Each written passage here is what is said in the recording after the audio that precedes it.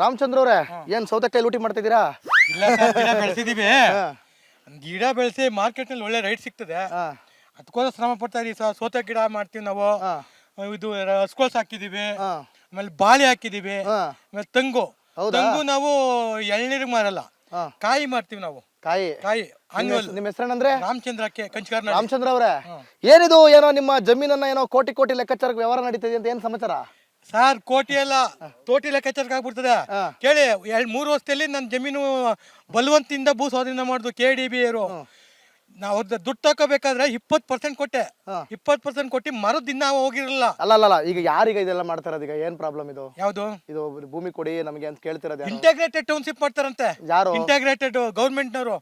ಅವರು integrated township ಮಾಡಲ್ಲ, ದಳ್ಳಾಳಿ ವ್ಯವಸ್ಥೆ. ಅಲ್ಲ ಒಂದ್ ನಿಮಿಷ. ಈಗ DK ಶಿವಕುಮಾರ್ ಅವರು ಅದ್ರ ಬಗ್ಗೆ ಮಾತಾಡಿದಾರಲ್ವಾ? ಈ ಹಿಂದೆ ಕುಮಾರಸ್ವಾಮಿ ಅವರೇ ಇದನ್ನ ಅವ್ರ ಅಧಿಕಾರದಲ್ಲಿದ್ದಾಗ ಅವರೇ ಅಲ್ವೇ ಇದನ್ನ ತಗೊಂಡ್ಬಂದಿದ್ದು? ಕುಮಾರಸ್ವಾಮಿ ಅವರು ಈ ತರ ತಂದ್ರು 2006-07ರಲ್ಲಿ. ನಾವು ಗಲಾಟೆ ಮಾಡ್ದು ಸರ್, ನಮ್ದು ಜಮೀನು 10 ಕುಂಟೆ 5 ಕುಂಟೆ, ಅರ್ಧ ಎಕರೆ, 1 ಎಕರೆ, 2 ಎಕರೆ, 3 ಎಕರೆ, ಜಾಸ್ತಿ ಜಮೀನು ಇರೋರು 1-5-6 ಜನ ಸಿಗಲ್ಲ. 90%. ಅಲ್ಲ, ಕುಮಾರಸ್ವಾಮಿ ಅವರಿಗೆ ಇಲ್ಲಿರೋ ರೈತರು ಅಂತ ಗೊತ್ತಿರ್ಲಿಲ್ವೇ? ಗೊತ್ತಿತ್ತು ಸರ್. ಮತ್ತೆ ಅವಾಗ ಜಮೀನಿ ಮಟ್ಟ ಇರಲ್ಲ ಸರ್, ಎಲ್ಲ ನೀರಾವರಿ ಇರ್ಲಿಲ್ಲ. ಅವಾಗ ಇರ್ಲಿಲ್ಲ. ಅವಾಗ ನೀರಾವರಿ ಇರಲಿಲ್ಲ, ಏನು ಇರಲ್ಲ.